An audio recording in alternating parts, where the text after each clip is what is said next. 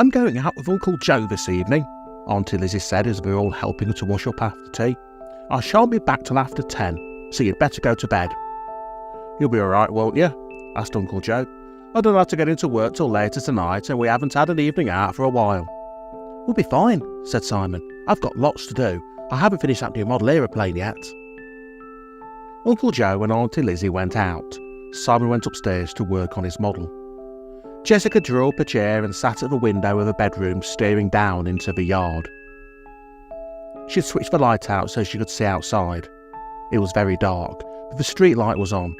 The branches of the old tree waved in the wind. Jessica shivered. She felt as if she was waiting for something to happen, but she didn't know what it was. She wished Sebastian would come back. Perhaps I ought to go into Hollow Hill, she said to herself. Perhaps I ought to. Somehow now that she got used to the idea, it didn't seem quite so terrible. Suddenly, Jessica stiffened. An old woman had come into the yard. For a moment, she thought it was the woman they'd seen in the cafe, and then she saw the red shawl and white hair, and knew that it was Melinda. As she watched, the door of Tim's house opened, and Tim came running down the steps. Jessica got up and ran across to Simon's room. Simon, she said, Simon, Melinda's here. She's talking to Tim under the tree. Simon dropped the model on the table and jumped to his feet. Come on, he said, starting for the door. They ran down the stairs 2 steps at a time. They picked up their coats in the hall and ran outside. Hello, said Simon as they ran up. Is anything happening? I've had to bring Tim some bad news, said Melinda quietly. The wild witches have captured Sebastian. Jessica looked at Tim. He was very white. Where is he? She said. They've taken him into Hollow Hill, said Melinda.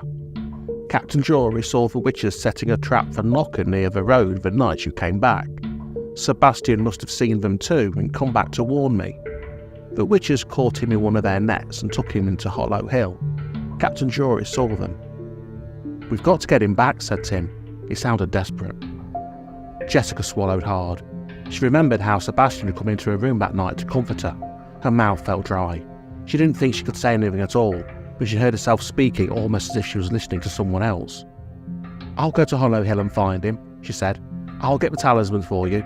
I'll have to. We'll have to find Sebastian. She saw Tim's face change. He still looked anxious, but the desperation had gone and his whole face lit up. She looked at Melinda. Melinda was looking at her very hard. Are you sure, Jessica? Melinda said quietly. You must be very sure. I can make you invisible, but it will still be very dangerous. I'm sure, said Jessica. I've been thinking about it. I was wondering if I could do it, and now I'm quite sure. I'll go into Hollow Hill and look for Sebastian, and I'll get the talisman if I can. Tim gripped her by the shoulders and gave her a friendly little shake. He didn't say anything. Jessica knew that he couldn't speak for a moment, but she could tell how pleased he was. Then you must come to my house tonight, said Melinda. I must give you the finding stone. That must be done on the stroke of 12. I'll send Tobias for you. Go back and wait for him. I'm coming too, said Simon. Melinda smiled. Sebastian can only take 2 on a broomstick, but I think Tobias could manage 3, she said. Go and wait by your window and wrap up warm. Tobias will be with you before long. Tobias doesn't like flying a broomstick past Hollow Hill when the wild witch is about, said Tim. He'll come, said Melinda. Remember, Sebastian is Tobias's son. I expect he'll bring you a long way round, but he'll come. Go home now and wait for him. She turned and went out of the yard. You sure you feel you can do it? Tim asked Jessica. Jessica nodded. Yes, she said. It's queer. I felt so frightened when Melinda first asked me. I feel much better now. We've got to get Sebastian back. I'll be all right. We'll go through the tunnel with you and wait for you, said Tim. Don't worry, you can always throw away the coin if you have to. I won't have to, said Jessica. I'll be all right. We'd better go and get ready, said Simon. Come on, Jess, we'll wait by your window. Where are your aunt and uncle? Asked Tim. They've gone out, said Simon. They won't be back for ages, and when they do get back, they'll think we've gone to bed. I'll get my things and come over then, said Tim. Tobias could pick us up from your window. A few minutes later, the yard was empty. Jessica and Simon had only just got into their anoraks when Tim was at the front door. They all went upstairs to Jessica's room and sat by the window looking out. It was cold, but the sky was clear. They'd put out the light so they could see the stars shining. "No clouds tonight," said Tim. "That's good. The moon will be up soon." The time seemed to crawl by. Suddenly, the street lamp in the yard below went out. "That means Tobias isn't far off," said Tim. "He often puts the lamp out when he comes to see me." "How does he do it?" asked Simon. "I don't know," said Tim. "Tobias can work all sorts of magic." "Here he is," cried Jessica. They saw Tobias coming flying over the rooftops, making straight for them. Tim opened the window, and Tobias flew the broomstick alongside. It hung there in the air. Tobias stood on one end, his eyes glowing like green fire, and his tail waving in the wind. "Climb out quickly," he said. "We haven't much time." "You first, Simon," said Tim. Simon climbed out onto the sill. "Slide your legs down on one side of the broomstick and sit on it," said Tim. "Then let go of the windowsill and get a good grip with your hands, and sit near Tobias." Simon did as he was told, and a few moments later he was sitting on the broomstick holding on tight. Jessica climbed onto the sill. The ground looked a long way below, and it wasn't easy to slide her legs down over the broomstick, but Tobias moved it close to the window, and she managed it. The broomstick slipped down a little, like a boat in the water, and then rode up again on the air. "All set, Tobias," he said. Tobias waved his long tail, and they took off into the air. They flew over the rooftops and along the canal. Jessica could see all the lights of the town below them. There were still people about, but the crowds had gone home. As soon as they were clear of the town, Tobias flew the broomstick very low down over the top of the trees. He took them far away to the right of the road. They went so far to the right they couldn't even see Hollow Hill. They flew over farms and fields and over a big wood, and then they were back over the road again, and they saw the lane and the bridge over the canal. Tobias brought the broomstick down close to the door of Melinda's house. Melinda opened the door as they all jumped off the broomstick. "Come in quickly," she said. They slipped inside without a word. Tobias left the broomstick lying on the path and slipped in at their heels. They crowded round the fire, being careful not to step on the tiger rug. Melinda looked at the clock that hung on the wall. "You're in time," she said quietly. "It's not yet midnight, but it soon will be." She turned to Jessica. "Are you sure you want to go into Hollow Hill, Jessica?" she asked. Jessica nodded. "I've got to find Sebastian," she said. "Remember that if the witches have touched Sebastian with a talisman, he won't know you," said Melinda. "He will have forgotten you. He will have forgotten who he is and everyone and everything that he has ever known." "I know," Jessica gulped. "But he'll need to come back to Tim all the more then." Melinda nodded. "Very well," she said. "Then I must give you the finding stone." She went over to a shelf. There was a carved box on it. Melinda opened the box and took out a dark red stone. It was pointed at one end and round at the other. It had a little hole in the rounded end. Melinda held the stone out in her hand. "Look, Jessica," she said. "This is the finding stone. I'm going to set the stone to find the talisman. When you are in Hollow Hill, take the stone in your hand, and it will point to where the talisman lies. As you come close to the talisman, the stone will slowly turn to gold. If the talisman is hidden in a box or a casket, you only have to strike it with the finding stone, and the casket will break into pieces." Jessica put out her hand to take the stone. "Wait," said Melinda. "First, I must set the stone to find the talisman." She got up and took a silver bowl down from a shelf. She placed the silver bowl on a little table and laid the finding stone in it. Then she took a glass jar from the shelf. The jar was full of a gold-coloured powder. Melinda sprinkled the powder over the finding stone. She took a glass jug with a narrow neck and a stopper in it from the cupboard. The jug was full of a green liquid that glowed like green fire. The clock on the wall struck 12. While it was still striking, Melinda poured the green liquid over the stone, and as she did so, she sang a rhyme. Finding stone, do my will. Find the talisman under the hill. Finding stone, red and cold. Near the talisman, turn to gold." As the liquid touched the finding stone, it turned to a green mist. For a moment, The finding stone itself shone golden. Then the mist and the green fire and the golden powder all vanished, and the red stone lay in the bowl as before. Melinda set the bowl on one side. She took a piece of silver string from a drawer and threaded it through the hole in the finding stone. She tied the string and handed the finding stone to Jessica. Jessica took the stone and hung it round her neck.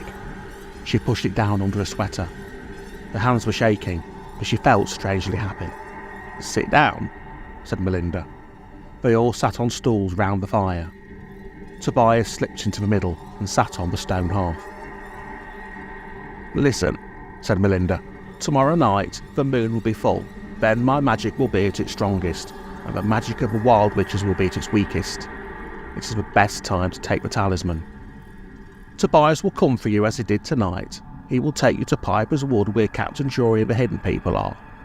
I will meet you there and take you to the entrance to the secret tunnel. But I cannot go into the tunnel. The three of you must go through that alone. At the other end, you will come to a door into Hollow Hill. I shall give Jessica a glass bottle with a magic drink in it. She must drink it when she comes to the door. It will make her invisible. You won't be able to see her. She won't be able to see herself. Not even the wild witches will be able to see her.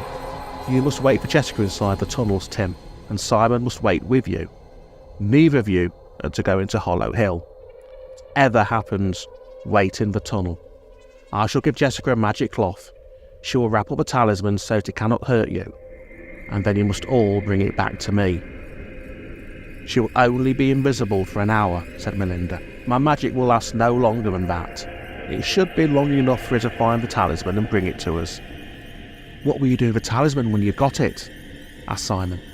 "You ask a great many questions, Simon," said Melinda, "but I will tell you this. As soon as I have the talisman, I shall use it to make magic. And when I make that magic, the wild witches will turn to mist and blow away on the wind." "But what about Sebastian?" asked Jessica. "If you find Sebastian, bring him back with you," said Melinda. "Remember, he must not touch the talisman, but if you can't find him, don't wait to look for him in Hollow Hill once the hour is over and the witches can see you. Come back to me, and I will use the talisman to make magic against the wild witches." There was silence. Even Simon was quiet. "You must go home," said Melinda. "You must get some sleep tonight, and tomorrow too if you can. There won't be much sleep for any of us tomorrow night." "Tomorrow's the last day of school," said Tim. "I only have to go in the morning." Melinda nodded. "Then sleep in the afternoon," she said. She looked at Tobias. "Did you see any strangers as you came here?" she asked. Tobias got up. "We saw no one," he said. "I came over West Wood." "We saw a stranger in town today," said Simon, "an old woman in a green shawl. She followed us for a bit. We went into Marks and Spencer's and slipped out the other door at the back, and she lost us." "That was wise of you," said Melinda. "It shows that the wild witches know about you. I thought they must know when Tim said there were strangers in the yard. The sooner Jessica can find the talisman, the better. Now you must go." They went outside. The night was still clear, but the wind was blowing in great gusts. Jessica shivered. She looked up into the sky, but she could see nothing but the stars. Tobias twitched his tail, and the broomstick lifted up off the path and floated in the air. Tobias jumped onto it and stood waiting. Simon sat down on the broomstick behind Tobias without a word, and Jessica followed him. "I shall see you in Piper's Wood tomorrow night," said Melinda. "Don't be afraid, Jessica. My magic is very strong." Tim sat down behind Jessica. Tobias twitched his tail, and they were off. It was a smoother ride than the ride they had with Sebastian, but they travelled very fast. They flew low over fields and trees back the way they had come. They saw no witches and none of the hidden people. When they came to town, Tobias flew much higher. The moon had come up, and they could see the lights of the streets and houses below them. They saw the canal shining silver in the moonlight as Tobias swung the broomstick up over the rooftops and across the yard to Jessica's window. "You climb in here," Tim said to Jessica and Simon. "Tobias will take me home." Jessica climbed carefully off the broomstick and through the window, and Simon followed. "Goodbye, Jessica." "Goodbye, Simon," said Tobias. "I shall be back for you tomorrow night. The witches won't catch me." He swung the broomstick out into the yard and over to Tim's window. They saw Tim climb safely inside, and then the broomstick with Tobias on one end swept up over the roofs and disappeared behind the houses. "We'd better get to bed," said Jessica. "Let's have a look at that finding stone," said Simon. Jessica shook her head. "I think I ought to keep it hidden even from you," she said. "You can see it when it's all over." "I wish I could come with you into that hill," said Simon. "And being invisible, I'd like that." "I don't think I shall like it very much, but I've got to do it, and we've got to get some sleep."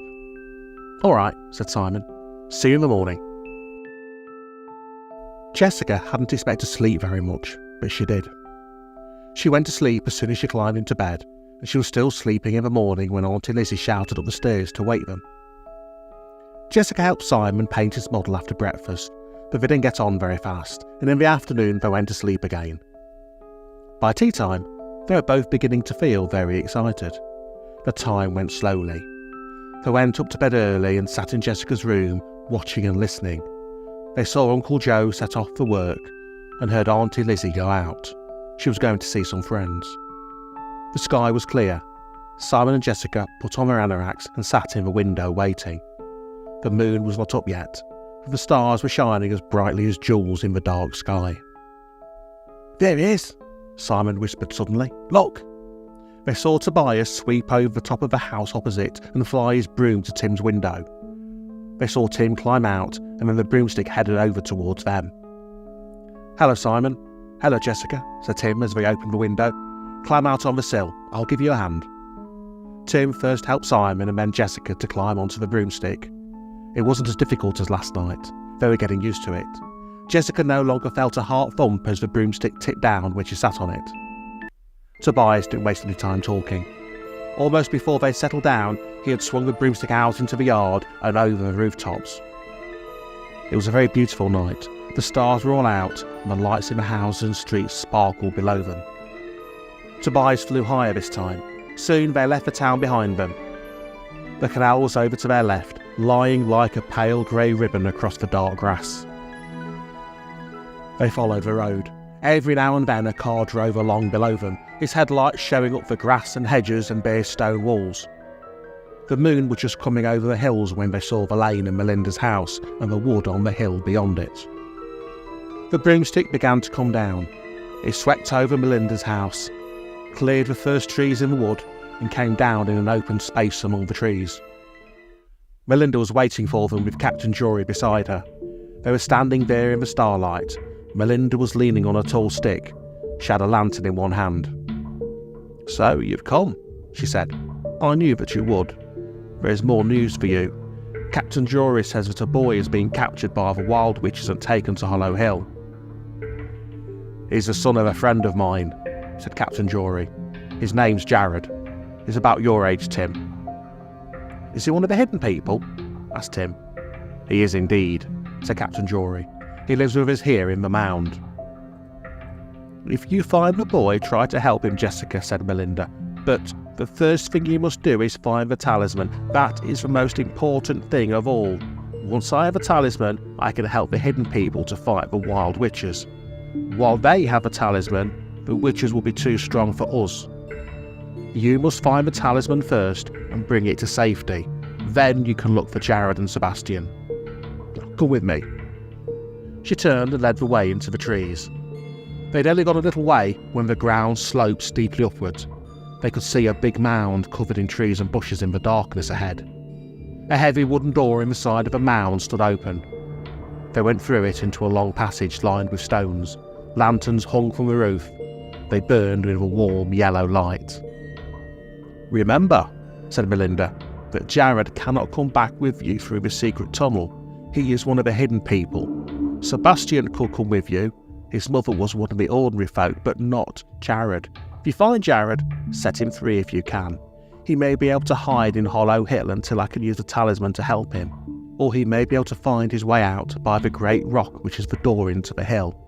But he cannot come back through the secret tunnel, and that is the safest way for you to bring the talisman. The talisman comes first. Remember this. Now you must go." Melinda stopped under one of the lanterns, and the others gathered around her. "Go into the mound," she said to Captain Jory. "You must wait here until I send you a message. Only Jessica, Tim and Simon must see what I am going to do." Captain Jory lifted his hand in farewell and went on along the passage without another word. Jessica thought Melinda must be a very powerful witch indeed, if even Captain Jory obeyed her like that. The floor of the passage was lined with big flagstones. Melinda waited until Captain Jory had gone. Then she set down a lantern and struck the largest flagstone with her staff. The flagstone swung to one side, and Jessica saw a flight of steps leading down into the darkness. "This is the secret tunnel," Melinda said quietly. "I can go no further with you. You must take this lantern and find your way through it until you come to the door in Hollow Hill." She picked up the lantern and handed it to Tim. "You can go with Jessica to that door," she said, "but you must not go beyond it. Wait there until she returns." She turned to Simon. "You can go too," she said. Simon nodded his head quickly. His eyes were shining, but he didn't say anything. He was too excited to speak. Melinda turned to Jessica. She took a little glass bottle with a golden cap out from under her shawl. It had a strange blue liquid in it. "This is a magic drink which will make you invisible, Jessica," she said. "When you drink this, no one will be able to see you or the clothes you are wearing. When you hold the talisman or the finding stone out in your hand, then the witches can see them. But if you hide them under your sweater, even the witches will not be able to see them. Or you. But be careful, they can hear you. The talisman won't hurt you, don't be afraid. You are safe from the talisman. Tim and Simon must not touch it, and they must not see it. But you are safe. And if you find Sebastian, remember that he must not touch the talisman either, nor must Jared. It's only a little gold flute, but only you can touch it safely, and only you can see it safely. You will be invisible for an hour after you've drunk that magic drink, and only for an hour. After that, the witches will be able to see you. You must come out of Hollow Hill and go back to the secret tunnel within the hour, whether you found the talisman or not. Remember, the drink is only for you. Tim and Simon must not drink it. It is for you and you alone. It will make you invisible for just 1 hour. Can't I have a little longer? Asked Jessica.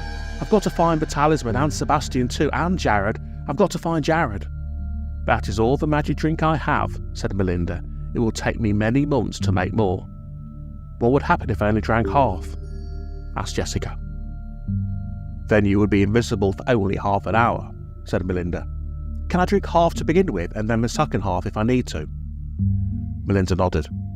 You can do as you will, she said, but don't forget to keep a watch on yourself, and drink the rest when you see your hands beginning to show once more.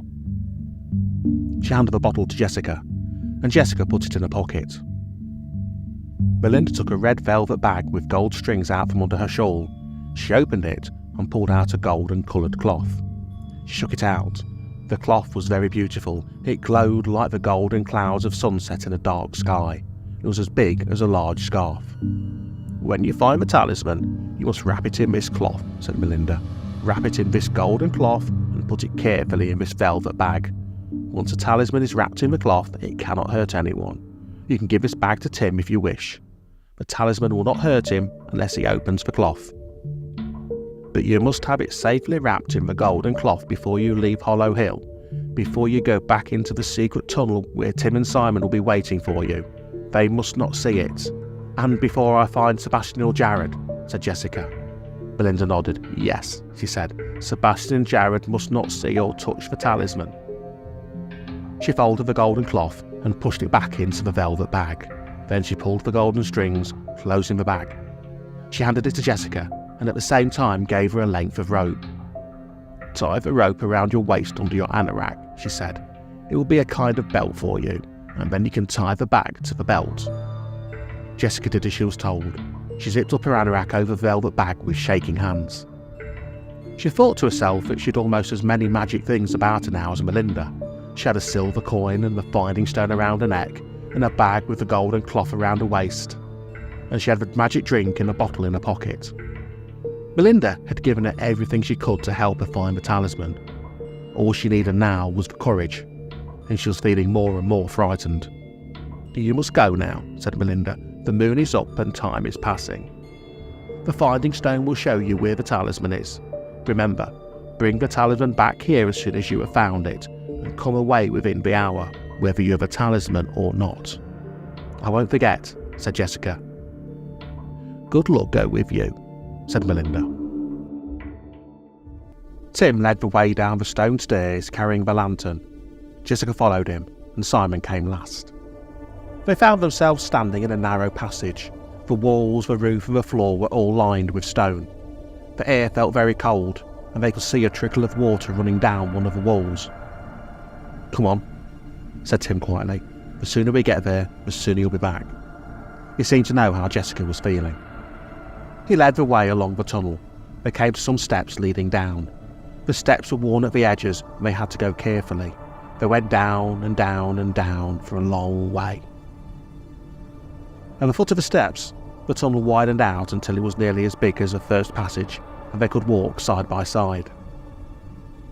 Jessica began to feel a little better. She was cold and her hands were shaking a little, but she was glad the waiting was over. She slipped her hand into her pocket and gripped the glass bottle. She tried to plan what she would do. "We've come a long way down," said Tim. "We must be going right under the canal." His voice echoed strangely along the tunnel. They turned a corner and stopped. A great silver curtain hung across the tunnel, blocking their way. It was like a silver net, and it was very beautiful. Pictures of strange creatures were woven into it, and they could see a great eagle and a unicorn standing there. He went up to the net and put out his hand. He touched it gently. Nothing happened. He took a firm grip of the net curtain and pulled it to one side. "Come on," he said. Jessica and Simon slipped through, and Tim let the net drop behind him. He held his lantern up as high as he could, and they saw the secret tunnel running on into the darkness ahead of them. They walked on quickly. Jessica saw small holes in the roof of the tunnel from time to time, leading upwards. Nothing larger than a rabbit could have come through them, and she wondered what they were. Simon stopped under one of them and looked upwards. "Don't stop to look at things," said Tim. "We must get to Hollow Hill as soon as we can. Jessica has to find Sebastian and the talisman. She's also got to find Jared. We have to get home before the morning. Come on." "But what are the holes?" asked Simon.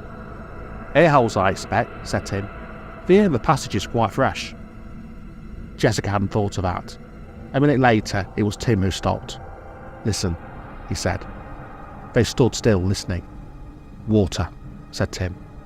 They could hear the drip, drip, drip of water falling ahead of them. They went on more slowly. Tim held the lantern as high as he could. Not far on, the tunnel ended in a big cave. It was so big that the roofs and walls were hidden in the darkness beyond the light of a lantern. A lake of water stretched in front of them.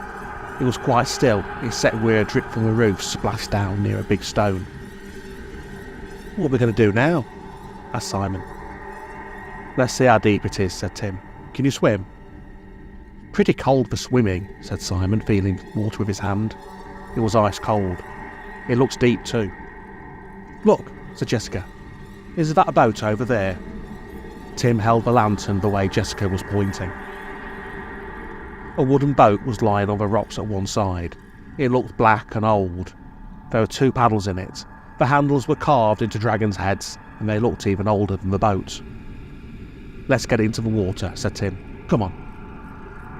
It was very heavy, but they pushed and pulled it down a little bit at a time, until a final push sent it into the water. There was a chain fastened to the end of the boat. Tim held the chain so the boat didn't float away. "There's no water coming into it," he said. "Have you ever paddled a boat before?" "No," said Simon, "and Jessica hasn't either." "Neither have I," said Tim, "but I expect we'll manage to get across. You get in while I hold the boat." Simon and Jessica clambered in. Tim handed Jessica the lantern and she put it down carefully in the middle of the boat. Tim climbed in after them. He dropped the chain into the boat and sat down and picked up one of the paddles. "It's very heavy," he said. He knelt down at the back of the boat and pushed a paddle through the water alongside. The boat moved a little way sideways. "You'll have to help," he said. "I can only just move it along. You'll have to take the other paddle in the front, Simon. I think we can do it. It's going to be hard work." "Wait a bit," said Tim. We'll have to do it together. I'll call out now every time I dip the paddle in, and you try and keep time with me. Now. That was better. The boat began to move slowly forwards. Stop a bit while I try and get it pointing the right way. Tim panted, paddling as hard as he could. The boat swung round slowly until it was pointing across the lake. Now, said Tim, and Simon plunged his paddle into the water. Slowly, the boat moved forward, but it was very heavy. Both Tim and Simon were glad when they came to the rock at the other side of the lake. Tim swung the boat sideways against the rock, and they climbed out. There was an iron ring in the rock, and Tim put the chain through. We must have come to the right place, he said. That ring is there to hold the boat, it must be. He picked up a lantern and held it high above his head. The light showed the tunnel leading into the wall of rock ahead of them. This way, said Tim. Come on. They seemed to have been going through the tunnel for a long time when they came to another silver curtain. They pushed it aside and found a short flight of stone steps behind it. The steps led upwards. They went up the steps and came to a wooden door. There were great bolts on their side of the door holding it shut. This must be the door into Hollow Hill, said Tim softly. This is where you have to drink the magic drink, Jessica. Are you sure you're all right? You still want to go? I've got to go, said Jessica. She pulled out the bottle. Wait a moment, said Tim. When you've drunk that, we shan't be able to see you. When the door is open, we mustn't talk in case there are witches about. He handed her his lantern. When you're ready to go through the door, put this lantern at my feet, he said. Then I'll count to 3 slowly and give you time to get inside before we shut the door. We'll be here waiting for you to come back.